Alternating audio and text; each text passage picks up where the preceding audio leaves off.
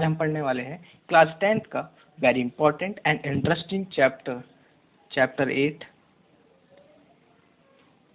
Trigonometry. Okay, so we are going to study now trigonometry. So basically सबसे पहले हमें ये पता होना चाहिए कि हम इस चैप्टर में पढ़ने क्या वाले होते हैं.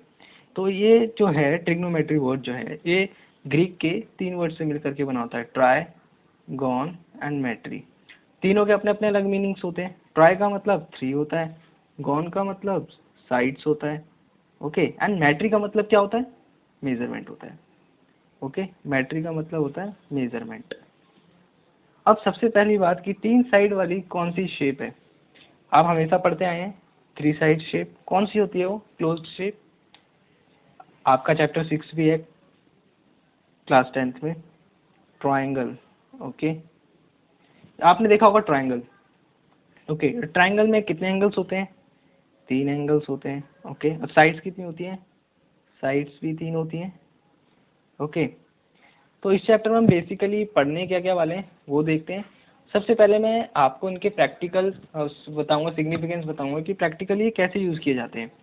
तो लेट्स सपोज यू आर, मान लीजिए आप टूर गए हैं एक, ओके, कुतुब मीनार देखने. Let's say it is Qutub Minar, okay, and it is ground. मैं आपको बता रहा हूँ ये कहाँ यूज़ होता है प्रैक्टिकली. एंड आपको तो कुतुब मीनार के सामने एक पॉइंट साइज ही में समझा जाएगा. ओके, अब आप जब इस कुतुब मीनार को देखेंगे इस पॉइंट से जब कुतुब मीनार को देखेंगे, सबसे टॉप को देखेंगे, let's suppose this is the top here. Okay, तो यहाँ पर आपको एक शेप दिखाई दे रही है. मैं आपको येलो कलर से ड्रॉ करके दिखाता हूँ. ये शेप देखिए, पैरेलली में ड्रॉ करके दिखा रहा हूँ. ये शेप दिखाई दे रही है. ओके, अब एक खास बात और कि जो हम ट्रायंगल, मैंने अभी बताया आपको, हम इसमें ट्रायंगल के बारे में पढ़ने वाले हैं. तो इसमें ट्रायंगल का एक सिंगल टाइप का हम केवल पढ़ते हैं, स्टडी करते हैं सिंगल टाइप ऑफ ट्रायंगल को. वो सिंगल टाइप ऑफ ट्रायंगल कौन सा है, वो होता है राइट एंगल ट्रायंगल. ओके, कौन सा ट्रायंगल होता है, right angle triangle. Okay, triangle को मैं सिंबल से डिनोट करूंगा. सो राइट एंगल ट्रायंगल क्या होता है. So what is the right angle triangle. Right angle triangle क्या होता है, बेसिकली एक ट्रायंगल है हमारे पास. ओके, ट्रायंगल के इंटीरियर एंगल्स का सम क्या होता है, 180 होता है. ये तो आपको पता होगा. अब राइट एंगल ट्रायंगल का ये मतलब होता है, राइट एंगल यानी 90 degree. Okay, so right angle triangle mean one angle of 90 degree should be there. Okay, so 90 degree का एक एंगल होना चाहिए. अब मैं आपको इसकी कुछ प्रॉपर्टीज बताने वाला हूँ. ओके, राइट एंगल ट्रायंगल के बारे में. ये हमारा राइट एंगल ट्रायंगल है. इस चैप्टर को पढ़ने के लिए आपके राइट एंगल के जो है राइट एंगल ट्रायंगल के बेसिक्स आपके क्लियर होने चाहिए, तभी आप इसको समझ पाएंगे, वरना आपको समझ में नहीं आएगा मैं किस चीज़ की बात कर रहा हूँ. ए बी सी एक मैंने नाम दिया, एंड जैसा कि मैंने बताया एक एंगल कितने का होगा, 90 डिग्री का होगा. 90 डिग्री का मैसेज नोट करते हैं एज ए बॉक्स. ओके, अब बेसिकली इसमें 3 साइड्स हैं.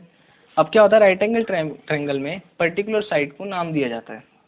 अब जैसे ऑलवेज कुछ चीज़ें कांस्टेंट रह सकती हैं, कुछ चीज़ें वेरिएबल हो सकते हैं. मेरा कहने का मतलब ये है कि जैसे ये राइट एंगल, ये 90 डिग्री का एंगल है, दिस इज 90 डिग्री का एंगल. ओके, अगर 90 डिग्री का एंगल हमारे पास है तो जो उसके सामने वाली साइड होती है उसको क्या कहते हैं, उसको कहते हैं हाइपोटेन्यूज. क्या कहते हैं,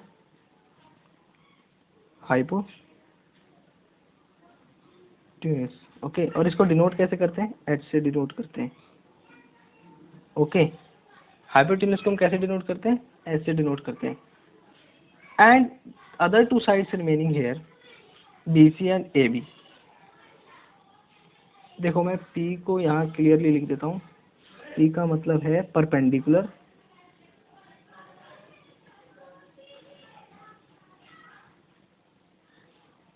sorry, perpendicular, CU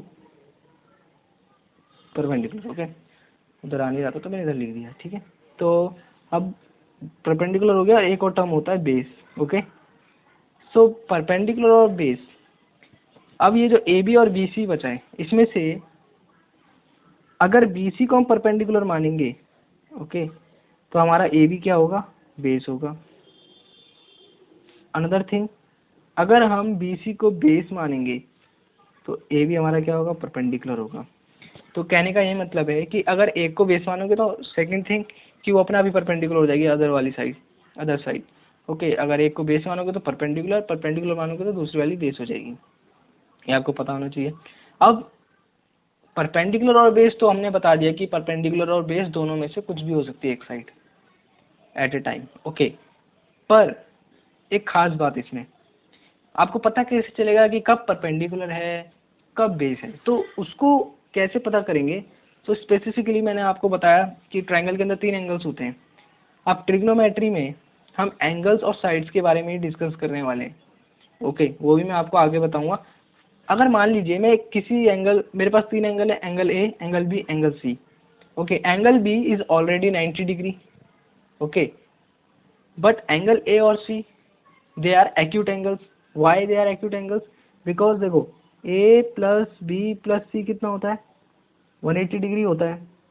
okay, and मैंने आपको बताया कि हमारा एंगल बी कितना है, 90 डिग्री। तो A plus C is equal to कितना हो गया, 90 डिग्री हो गया। इसका मतलब ये है कि ए और सी हमेशा 90 डिग्री से कम होंगी। मतलब ये है कि A will be always less than 90 degree, C also less than 90 degree. Okay, तभी वो उसको 90 डिग्री का सम बना पाएंगे। अगर ए और सी अगर कोई भी 90 डिग्री हुआ तो अनदर एंगल क्या हो जाएगा, 0 हो जाएगा, जो कि पॉसिबल नहीं है, फिर वो ट्रायंगल ही नहीं रहेगा। तो इसीलिए ए और सी हमेशा 90 डिग्री से कम रहने वाले हैं। अगर मान लीजिए मैं इस एंगल को कंसिडर कर रहा हूँ, एंगल ए को, ठीक है, अब मेरे लिए चीज़ें फिक्स हो जाएंगी कि कौन सी परपेंडिकुलर रहेगी, कौन सी बेस रहेगी। जब तक मुझे एंगल नहीं पता तब मैं किसी को भी परपेंडिकुलर और बेस मान सकता हूँ, पर अगर मुझे एंगल दिया, ए एंगल के रिस्पेक्ट में बताओ तो कौन परपेंडिकुलर है और कौन बेस। तो अब देखिए मेरी बात सुनिए, जैसे बी पर 90 डिग्री एंगल था तो उसके अपोजिट वाली साइड हाइपोटेनस थी। हाइपोटेनस कभी चेंज नहीं होता, चाहे कोई सा भी एंगल हो, हाइपोटेनस हमेशा वही रहता है जो 90 डिग्री के सामने होता है। ओके, अगर मैंने एंगल ए लिया, अब बात करते हैं परपेंडिकुलर बेस की। अगर मैंने एंगल ए लिया, एंगल ए की अपोजिट साइड कौन सी है, बी सी। कौन सी है, देखो मैं इसको क्लियर करके बनाता हूँ। Okay, again I am drawing it again, let's say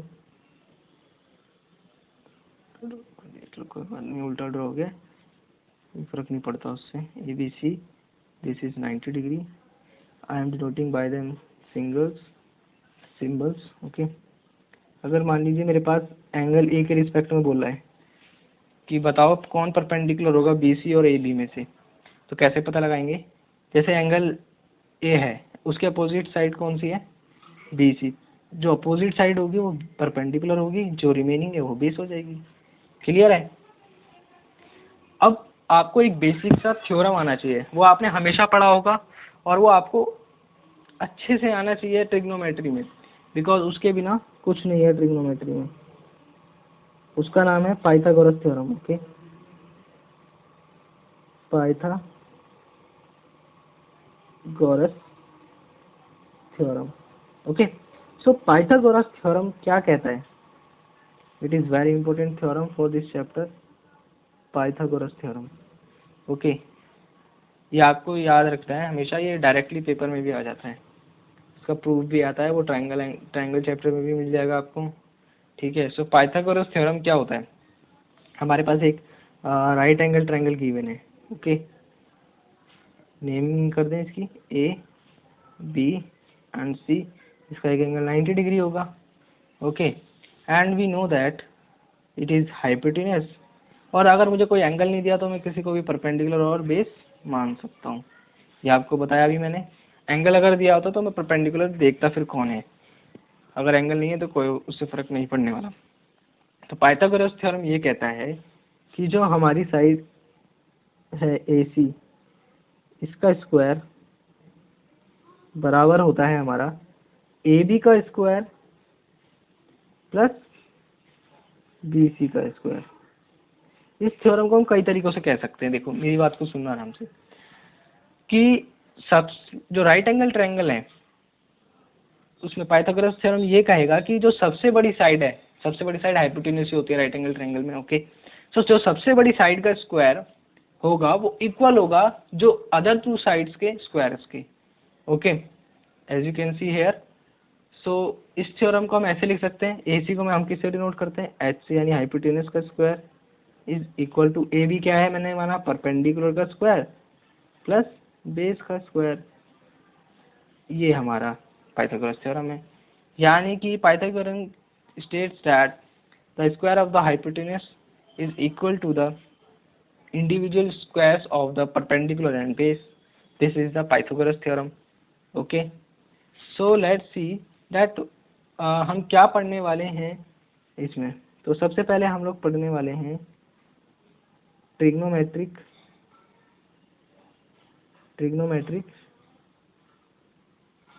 ratios को। Okay, and second thing we are going to study trigonometric identities. Okay, so सबसे पहले हम ट्रिग्नोमेट्रिक रेशियोज पढ़ने वाले हैं। Okay, so let's see here,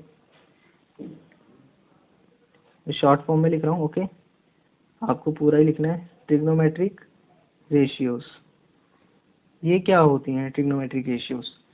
so basically trigonometric ratios कुछ नहीं होती, मैं बेसिकली जनरल बात कर रहा हूँ। ट्रिग्नोमेट्रिक रेशियोज होती हैं एंगल और साइड के बीच का रिलेशन, यानी मैं सिंपली इसको कह सकता हूँ अपनी बेसिक कॉन्सेप्ट को क्लियर करने के लिए कि relation between angles and sides. Okay, यानी कि रिलेशंस होती है between angle and sides. Clear, समझ में आ गया होगा आपको। अब ट्रिग्नोमेट्रिक रेशियोज होती कौन कौन सी है ये स्पेसिफाई है, इसे हम ड्राइव नहीं करते हुए पहले से ही स्पेसिफाई कि कौन कौन सी ट्रिग्नोमेट्रिक रेशियो होती है। साइन थीटा, अभी मैं आपको बताऊंगा यार थीटा क्या है, cos theta, okay, and tan theta. Main trigonometric ratios ये हैं, sine theta, cos theta, tan theta. और तीन और होती हैं, वो क्या होती हैं? साइन का उल्टा होता है कॉसेक, यानी फोर्थ ट्रिग्नोमेट्रिक रेशियो होती है कॉसेक थीटा, अदर वन होती है सेक थीटा, एंड टेन का होता है कॉट थीटा।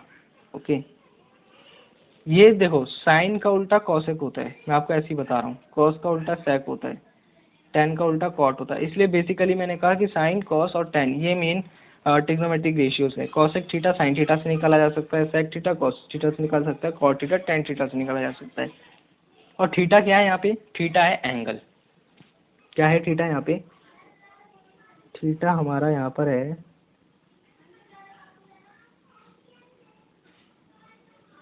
एंगल है, थीटा है हमारा एंगल, थीटा। ओके, थीटा है हमारा एंगल।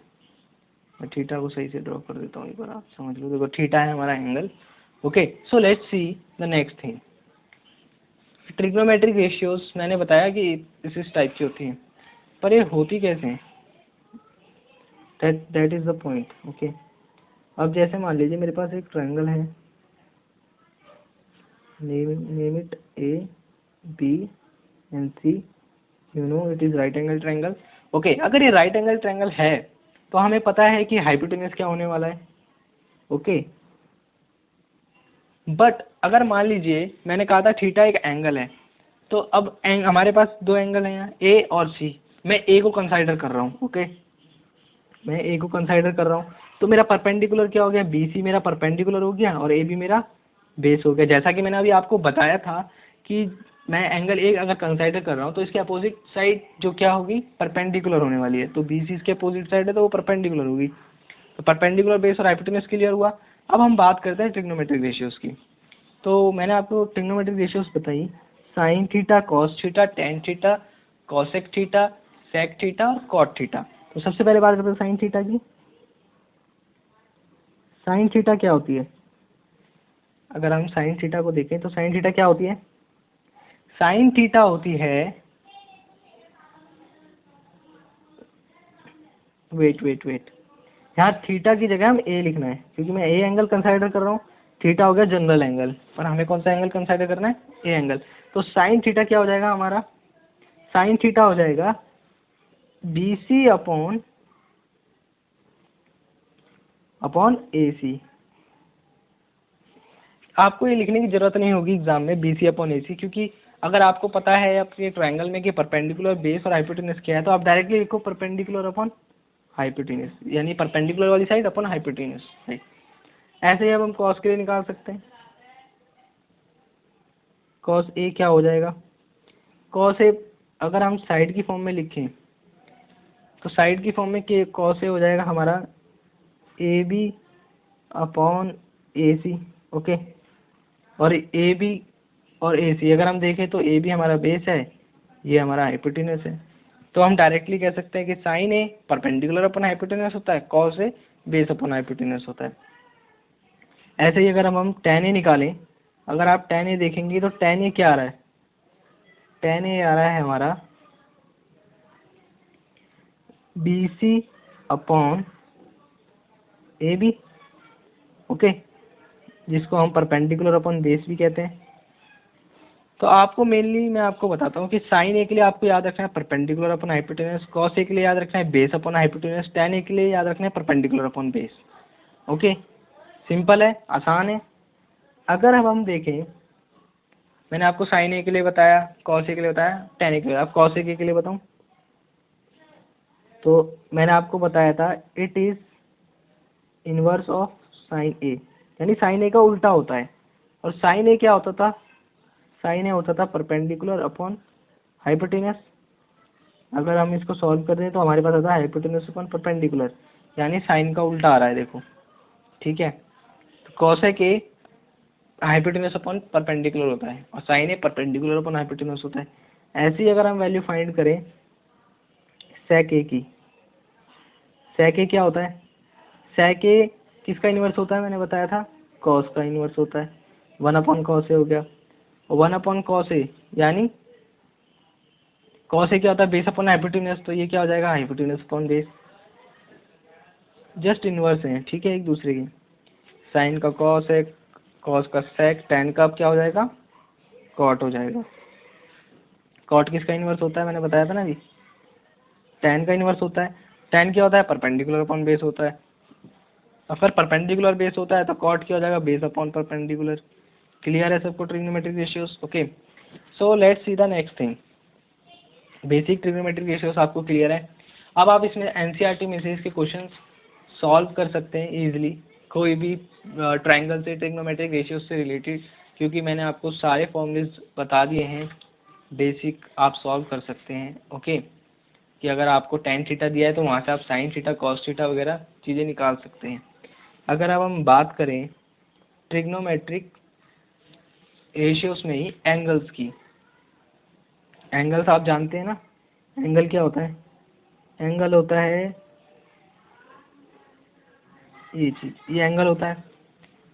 अब एंगल आप देख सकते हैं there are different orders of the angles here. Okay, let's say this is 30 degree, okay, this is what 45 degree, okay, and this is 60 degree, okay, and this is 90 degree। दिख रहे हैं आपको सारे एंगल्स, और ये 0 डिग्री है यहाँ पे, ये बेसिक सी जो लाइन है 0 डिग्री है।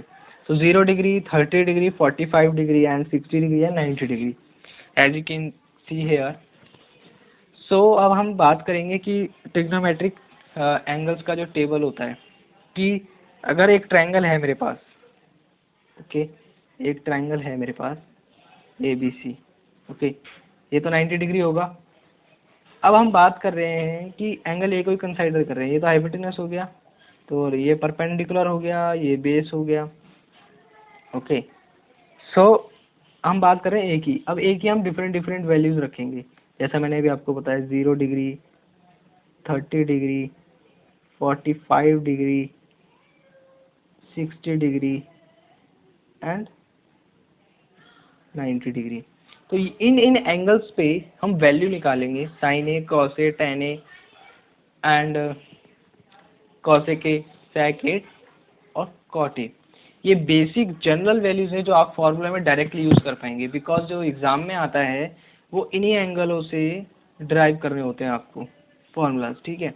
तो इसका एक बेसिक से सिंपल फार्मूला होता है, आपने देखा होगा आपकी बुक में बड़ा सा टेबल बना हुआ है ऐसे करके,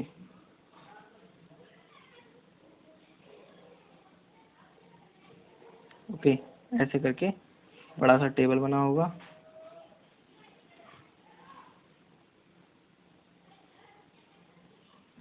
इसमें 0 डिग्री, ओके, इसमें 30 डिग्री, इसमें 45 डिग्री, और इसमें 60 डिग्री, और इसमें 90 डिग्री। अब मैं आपको एक बेसिक सा ट्रिक बताने वाला हूँ, बस आपको एक ही चीज़ याद करनी है, उसके बाद कुछ याद नहीं करना, ओके। तो मैं आपको बताता हूँ, वेट,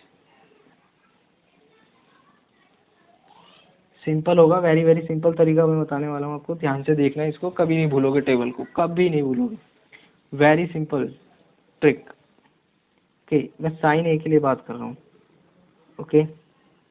ये जो एंगल्स हैं ये ए हैं हमारे, ठीक है। ए 0 है, 30 है, 45 है, 60 है, 90, इन वैल्यूज़ पे साइन ए की वैल्यूज़ क्या रहेगी? साइन 0 पे 0 रहेगा, साइन 30 पे 1/2 रहेगा, साइन 45 पे 1/√2 रहेगा, साइन 60 पे √3/2 रहेगा, साइन 90 पे 1 होगा। बस आपको ये चीज़ याद करनी है, बाकी की cos A, tan A, sec A, cosec A, cot A, सब आपको याद होने वाली है अपने आप, ओके। तो आपने देखा होगा कि, सॉरी, देखो कॉस ए के बारे में देखो, आपने साइन ए का याद कर लिया, ठीक है। तो कॉस ए के लिए क्या करना है, बस उल्टा लिख दो, जो 90 पे है वो इसके 0 पे आ जाएगा, जो 60 पे है वो 30 पे आ जाएगा, 45 वाला सेम रहेगा, और जो 30 पे है वो 60 पे आ जाएगा, और जो 0 पे है वो 90 पे आ जाएगा। सिंपल है। अब tan ए का एक फॉर्मूला होता है, क्लियर, देखो मैं आपको समझाता हूँ। साइन ए क्या होता है, परपेंडिकुलर अपॉन हाइपोटेनस होता है, ठीक है, होता है ना, परपेंडिकुलर अपॉन हाइपोटेनस। और कॉस ए क्या होता है, बेस अपॉन हाइपोटेनस। अगर मैं साइन ए को कॉस ए से डिवाइड करूं, यानी perpendicular upon hypotenuse into hypotenuse upon base, hypotenuse से हाइपोटेनस कैंसिल हो गया, बचा क्या, परपेंडिकुलर अपॉन बेस। और परपेंडिकुलर अपॉन बेस का फॉर्मूला होता है tan का होता है। समझो, दोबारा देखो, दोबारा बोलता हूँ मैं, साइन ए क्या होता है, परपेंडिकुलर अपॉन हाइपोटेनस, ओके, ये है परपेंडिकुलर अपॉन हाइपोटेनस। और कॉस क्या होता है, बेस अपॉन हाइपोटेनस। अगर मैं साइन ए को कॉस ए से डिवाइड करूं, यानी perpendicular upon hypotenuse into hypotenuse upon base हो जाएगा, ओके। हाइपोटेनस से हाइपोटेनस कैंसिल हो गया, बचा क्या मेरे पास, परपेंडिकुलर अपॉन बेस। अगर परपेंडिकुलर अपॉन बेस बचा, यानी sine A upon cos A करके परपेंडिकुलर अपॉन बेस बचा, और परपेंडिकुलर अपॉन बेस किसका फॉर्मूला होता है, tan का होता है। यानी कि tan ए निकालने के लिए मैं साइन ए को कॉस ए से डिवाइड कर दूंगा, तो मेरे पास tan ए आ जाएगा, ओके। तो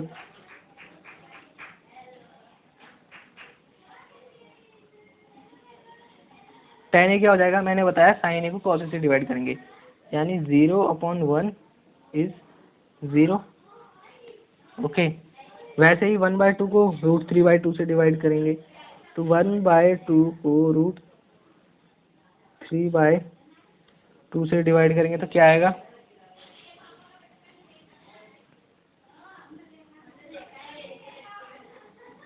कितना आ जाएगा, 1/√3, ओके। आप इसको जब सॉल्व करेंगे, 1/2 को √3/2 से करेंगे तो 1/2 इंटू 2/√3 हो जाएगा, 2 से 2 कैंसिल, यानी 1/√3 बचा। ऐसे ही आप 45 से करेंगे 1/√2 को, 1/√2 से तो 1 ही आ जाएगा, सिंपल, देख सकते हैं। वैसे ही अगर हम √3/2 को हम अगर 1/2 से डिवाइड करें तो कितना आ जाएगा, हमारे पास आ जाएगा √3 आ जाएगा। अगर, अब मेन बात है, आपको ये चीज़ समझनी है कि दुनिया में हम किसी भी चीज़ को 0 से कभी डिवाइड नहीं कर सकते, क्योंकि 0 का टेबल आप कितनी बार पढ़ो, आंसर 0 आने वाला है, मल्टीप्लाई किससे भी करो तो 0 ही आने वाला है, ओके। तो 0 से डिवाइड नहीं कर पा रहे, इसका मतलब उसका आंसर इन्फिनिटी है, ओके। तो 1/0 sign A upon cos A, answer क्या आ गया, इन्फिनिटी, यानी अनडिफाइंड लिख देंगे यहाँ, खत्म बात।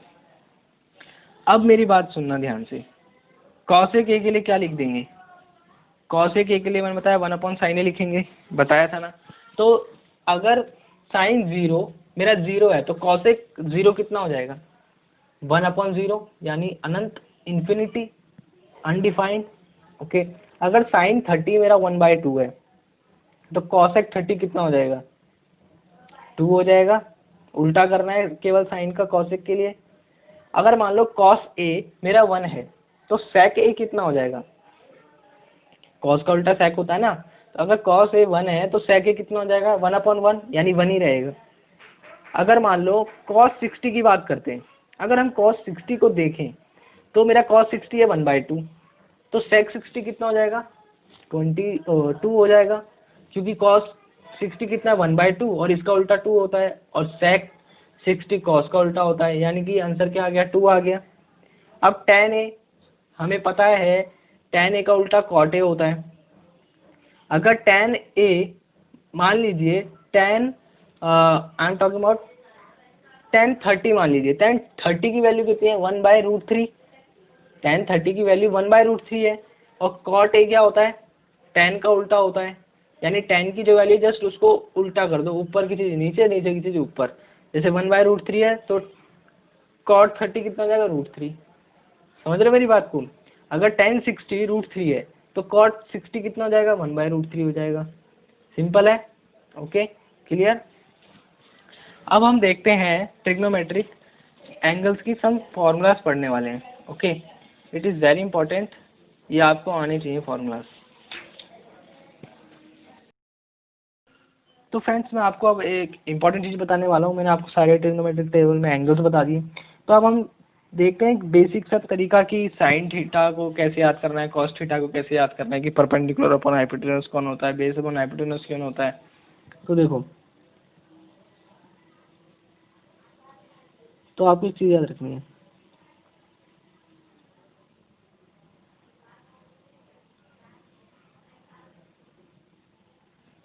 मैं बेसिक सा लिख रहा हूँ। इसका मतलब है पंडित, ओके, ए नहीं लिख रहा, तो ये मैं सोच रहा हूँ स्पेलिंग में आती, पंडित बद्री या बजरी, बजरी प्रसाद हरी हरी बोल। Okay, it is a general basic idea to remember the formulas for the sin theta, cos theta and tan theta. You can see here perpendicular upon hypotenuse, base upon hypotenuse, perpendicular upon base। ये चीजें देख सकते हो आप। पंडित बजरी प्रसाद हरी हरी बोल, जो perpendicular upon hypotenuse है ये साइन थीटा का फॉर्मूला है। बजरी प्रसाद और हरी जो है बेस अपॉन हाइपोटेनस, ये कॉस थीटा का फॉर्मूला होता है। एंड परपेंडिकुलर अपॉन बेस किसका फॉर्मूला होता है, tan थीटा का फॉर्मूला होता है। तो इससे आप इजीली याद कर सकते हैं, इजीली याद रख सकते हैं। पंडित बजरी प्रसाद हरी हरी बोल, तो परपेंडिकुलर, पी से परपेंडिकुलर, बेस से, बी से बेस, एंड एच से हाइपोटेनस। तो मैं आपको एक चीज़, बेसिकली एक चीज़ बताने वाला हूँ। आपने ग्राफ तो देखे होंगे, आपने ऐसे देखा होगा, एक्स ये होता है, ये एक्स डैश होता है, ये वाई होता है, एंड ये वाई डैश होता है। ओके, सो लेट्स ड्रॉ यार अ सर्कल। ट्रिग्नोमेट्री में इसका बहुत अच्छा रोल है। अब मैंने ट्रिग्नोमेट्रिक रेशियोज आपको बताई, कौन कौन सी रेशियोज बताई हैं, sine theta, cos theta, tan theta, cosec theta, sec theta और कॉट थीटा। तो बेसिकली हम इन्हीं के बारे में बात करने वाले हैं। मैं आपको बता दूंगा कि मैं क्या लिख रहा हूँ, ठीक है। तो इधर देखना ध्यान से कि आपको ये तो पता होगा कि ये फर्स्ट क्वाड्रेंट होता है, ये सेकंड क्वाड्रेंट होता है, ये थर्ड क्वाड्रेंट होता है, और ये कौन सा क्वाड्रेंट होता है, लास्ट वाला फोर्थ क्वाड्रेंट होता है। ठीक है, ग्राफ जो है 4 पार्ट्स में डिवाइडेड होता है, first part, second part, third part, fourth part. First part को फर्स्ट क्वाड्रेंट, सेकंड पार्ट को सेकंड क्वाड्रेंट, थर्ड पार्ट को थर्ड क्वाड्रेंट, फोर्थ पार्ट को हम फोर्थ क्वाड्रेंट बोलते हैं। अब आपको एक सर्कल के बारे में पता है, तो बेसिकली आप एंगल्स भी डिफाइन कर सकते हैं। एक्स को हम 0 डिग्री बोल सकते हैं, अगर ओरिजिन से देखें तो एक्स को क्या बोल सकते, 0 डिग्री बोल सकते हैं।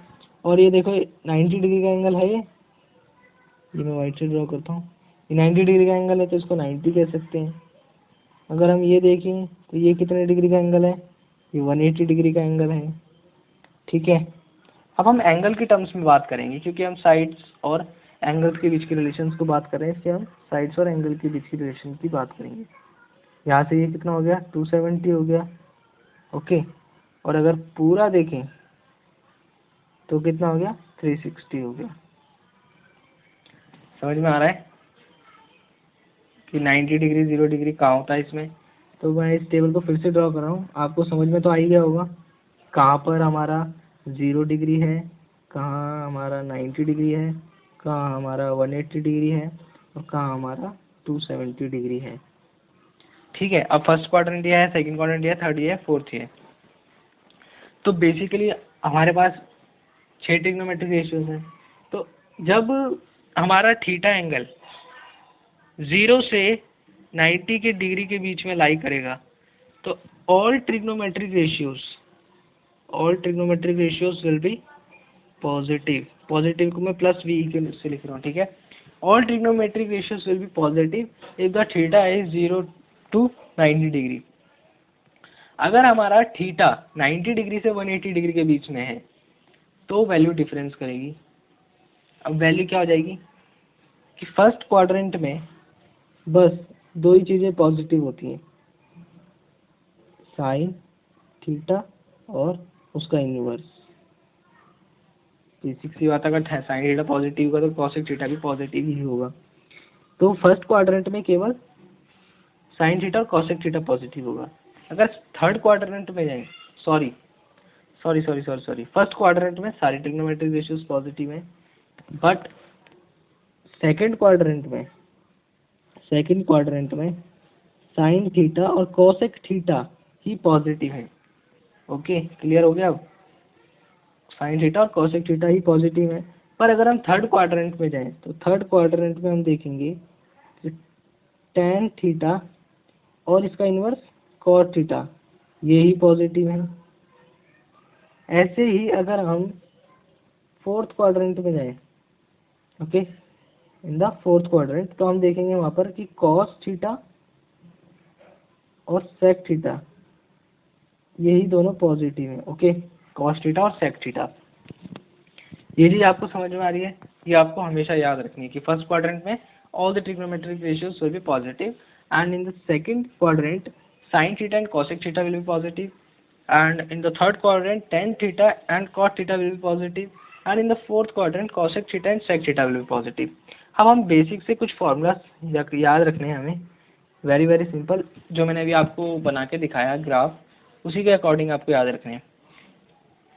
और आपको वो चीज़ भी याद रखनी है कि जैसे मैंने अभी बना के दिखाया आपको 90 डिग्री 0 90 डिग्री 180 डिग्री 270 डिग्री। अब क्या होता है, ट्रिग्नोमेट्रिक रेशियोज चेंज होती है। अब जैसे साइन टू अपने आप कॉस हो जाएगी, कॉस टू साइन हो जाएगी, टेन टू कॉट हो जाएगी, कॉट टू टेन हो जाएगी, कॉस टू सेक हो जाएगी, सेक टू कॉस हो जाएगी। तो ऐसे ही हम चीज़ों के बारे में देखेंगे। It will be sine 90 minus है ना। ओके, साइन 90 माइनस है। देखो अगर मान लो मेरे पास ये था, ये 90 डिग्री होता है यहाँ पे, अगर 90 डिग्री से कुछ भी माइनस करूँगा तो फर्स्ट क्वाड्रेंट में आ जाएगी। फर्स्ट क्वाड्रेंट में all the trigonometric ratios are positive. Okay, यानी जो भी आंसर आने वाला है इधर ट्रिग्नोमेट्रिक रेशियो वो हमेशा पॉजिटिव रहेगी। पर ट्रिग्नोमेट्रिक रेशियो ही चेंज हो जाएगी, यहाँ पॉजिटिव रहेगी पर चेंज हो जाएगी, कॉस ही हो जाएगी। समझ रहे मेरी बात को। 90 डिग्री और 270 डिग्री पे रेशियोज चेंज होती हैं, ये याद रखना। 90 डिग्री और 270 डिग्री पे रेशियोज चेंज हो जाती है। साइन कॉस में बदल जाती है, कॉस साइन में बदल जाती है। ओके, टेन कॉट में बदल जाती है और कॉट टेन में बदल जाती है। सेक कॉसेक में बदल जाती है और कॉसेक सेक में बदल जाती है एट 90 डिग्री एंड 270 डिग्री। ये आपको बहुत इंपॉर्टेंट है याद रखना, इसलिए मैं बार बार बोल रहा हूँ इस चीज़ को। साइन 90 माइनस से हो गया। ऐसे ही अगर कॉस 90 माइनस से होता तो ये भी एंगल जो है देखो 90 माइनस है तो फर्स्ट क्वाड्रेंट में ही लाई कर रहा है। ओके, अगर फर्स्ट क्वाड्रेंट में ही लाई कर रहा है तो वैल्यू पॉजिटिव आने वाली है। वैल्यू अगर पॉजिटिव आने वाली है, अब कॉस है, जैसे साइन से कॉस में बदला था वैसे ही कॉस से साइन में कन्वर्ट हो जाएगा और वैल्यू पॉजिटिव की पॉजिटिव है। समझ में आ रहा है? ठीक है। अब जैसे साइन और कॉस का हो गया, अब वैसे ही टेन का करते हैं। देखो अगर टेन 90 माइनस ए है तो ये क्या हो जाएगा, सिंपल कॉट ए हो जाएगा। टेन का कॉट में कन्वर्जन होता है, मैंने बताया। ऐसे ही अगर कॉट 90 माइनस ए होता तो भी क्या हो जाता, टेन ए हो जाता। समझ रहे हो? अब ऐसे ही मान लो सेक 90 माइनस ए होगा तो सेक 90 माइनस ए होगा तो हम इसको क्या लिखेंगे, कॉसेक ए। सिंपल है। साइन का कॉस में होता है, कॉस का साइन में होता है, मतलब आपस में होता है। टेन का कॉट में होता है, कॉट का टेन में होता है। सेक का कॉसेक में होता है तो कॉसेक का भी सेक में हो जाएगा। ओके, ये क्या हो जाएगा, सेक ए। ये आपको याद रखना है अच्छे से, ठीक है। It is very very important because ये डायरेक्टली यूज होंगे आपके फॉर्मूलाज में। जैसे आपको कोई डायरेक्ट वैल्यू नहीं दी होगी, जैसे मान लीजिए ए की वैल्यू मुझे दे दी इसने 45, ओके। या फिर कह सकते हैं ए की वैल्यू मान लीजिए 30 डिग्री दी इसने मुझे। क्वेश्चन में मुझे ए की वैल्यू 30 डिग्री दी हुई है और बताओ मुझे साइन 90 माइनस ए, ये 90 माइनस ए यानी 90 माइनस 30 यानी 60 यानी साइन 60 यानी कि कॉस 30। आप देख सकते हो यहाँ पे sine 90 minus A equal to cos A. अब उस क्वेश्चन में मुझे बोला कि कॉस ए निकालो, ठीक है, और ए की वैल्यू 30 डिग्री दी हुई है। By the use of the formula निकालना है, ठीक है, सिंपली तो हमें याद भी है। और कॉस ए यानी कॉस 30। अब कॉस 30 इक्वल टू होता है साइन 90 माइनस ए यानी साइन 90 माइनस 30 यानी साइन 60, और साइन 60 की वैल्यू क्या होती है, √3/2 यानी कॉस 30 की वैल्यू कितनी होगी, √3/2 होगी। ऐसे ही हम इनको फॉर्मूले में यूज़ करेंगे क्योंकि हमें क्वेश्चन में डायरेक्टली कोई भी डायरेक्ट एंगल नहीं दिया होगा कि 45, 30 या कोई भी अदर एंगल। ऐसे एंगल दिए होंगे जैसे 26 degree, 64 degree, 42 degree, 31 degree, 59 degree, ऐसे डिफरेंट डिफरेंट हमें फॉर्मूलाज दिए होंगे। अब हम बात करते हैं सिंपल एंड इजी। सोचो किसकी, पाइथागोरस थ्योरम की। पर पाइथागोरस थ्योरम को हम कहाँ से पढ़ने वाले हैं, मतलब हम अपना नेक्स्ट टॉपिक स्टार्ट करें इस चैप्टर का, ट्रिग्नोमेट्रिक आइडेंटिटीज। मैंने आपको बताया था हम दो चीज़ें पढ़ेंगे इसमें, ट्रिग्नोमेट्रिक रेशियोज एंड आइडेंटिटीज। तो हमारा रेशियोज का कंप्लीट हो गया, तो हम आइडेंटिटीज पे आते हैं। अब आपको मैंने बताया पाइथागोरस थ्योरम कि कोई भी एक राइट एंगल ट्रायंगल है, उसमें हाइपोटेन्यूज होता है। अगर मैं एंगल ए को कंसीडर कर रहा हूँ तो ये चीज़ परपेंडिकुलर होती है, ये चीज़ बेस होती है, ये एंगल 90 डिग्री होता है, ये बी पॉइंट है, ये सी पॉइंट है। ओके, तो मैंने आपको बताया है पाइथागोरस थ्योरम, हाइपोटेन्यूज का स्क्वायर, परपेंडिकुलर का स्क्वायर, बेस का स्क्वायर, यही बताया। अगर मान लो कि अगर मैं पूरी इक्वेशन में हाइपोटेन्यूज के स्क्वायर से डिवाइड कर देता हूँ, पूरी इक्वेशन में हाइपोटेन्यूज के स्क्वायर से डिवाइड कर देता हूँ, ये क्या बन जाएगी, ये बन जाएगी आपकी हाइपोटेन्यूज के स्क्वायर से हाइपोटेन्यूज का स्क्वायर कैंसिल, 1 हो गया, तो 1 इज इक्वल टू परपेंडिकुलर का स्क्वायर अपन हाइपोटेन्यूज का स्क्वायर। तो इसको ऐसे लिख सकते हैं, परपेंडिकुलर अपॉन हाइपोटेन्यूज का स्क्वायर लिख सकते हैं। ऐसे ही बेस अपॉन हाइपोटेन्यूज का स्क्वायर लिख सकते हैं। अब आपको ट्रिग्नोमेट्रिक रेशियोज याद करनी है। साइन थीटा क्या होता था, परपेंडिकुलर अपॉन हाइपोटेन्यूज, और कॉस थीटा क्या होता था, बेस अपॉन हाइपोटेन्यूज। तो डायरेक्टली हम वहाँ से इस चीज़ को याद रख सकते हैं। देखिए मैं इस चीज़ को कैसे लिख सकता हूँ, 1 equal to sine square theta plus cos square theta. समझ में आ गया? पाइथागोरस थ्योरम को हाइपोटेन्यूज स्क्वायर से डिवाइड करके हम डायरेक्टली ये फॉर्मूला लिख सकते हैं, 1 is equal to sine square theta plus cos square theta, और we can say sine square theta plus cos square theta क्या होता है, 1 होता है। अब एक चीज़ देखो, अब मुझे पता है कि sine square theta plus cos square theta is equal to 1 होता है। पहली आइडेंटिटी तो ये है, ठीक है।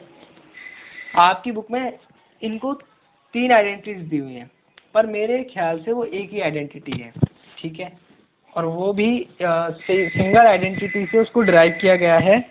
ओके, सिंगल आइडेंटिटी से उसको ड्राइव किया गया है।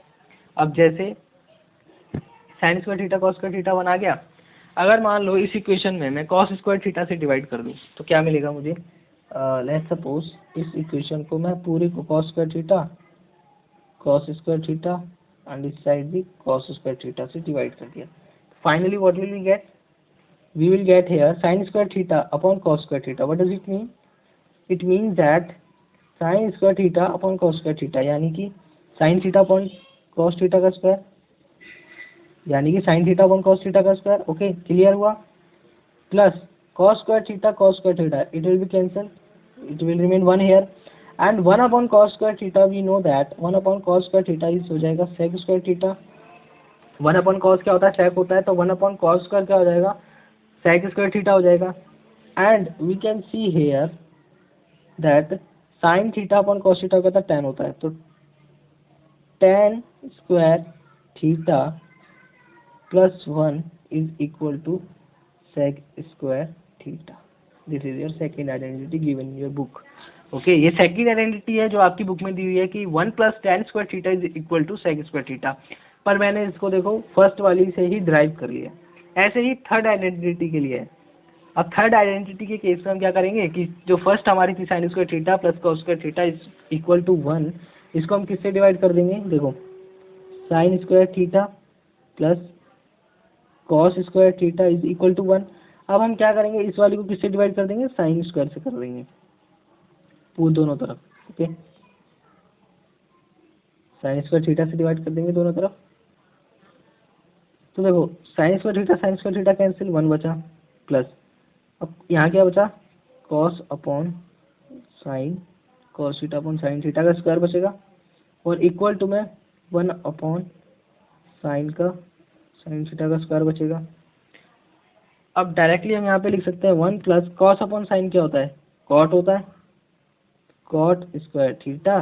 1 अपॉन साइन का तो कॉसेक होता है, कॉसेक स्क्वायर थीटा। ये है आपकी थर्ड आइडेंटिटी। बस सिंपल सा है, 1 प्लस कॉट स्क्वायर थीटा क्या हो जाएगा? Cosec square theta. तो मैंने एक ही पाइथागोरस थ्योरम से ही तीनों आइडेंटिटीज प्रूव कर दी है। अगर आप भूल भी जाते हो तो खुद से ड्राइव कर सकते हो, it is very easy. Okay, clear हुआ ये चीज़? डेफिनेटली हो गई होगी क्योंकि बहुत इजी चीज़ है। तो बस आपको ट्रिग्नोमेट्रिक चैप्टर में बेसिकली यही चीज़ें पढ़नी है। ओके, सो मैं आई होप कि आपको सब कुछ समझ में आया होगा। अगर आपको मेरी वीडियो अच्छी लगी हो तो please like subscribe and share ज़रूर करें। ओके, अगर आपको कुछ फीडबैक देना है तो प्लीज़ आप कमेंट कर सकते हैं और कुछ पूछना है तो भी आप कमेंट बॉक्स में डाल सकते हैं। Thank you.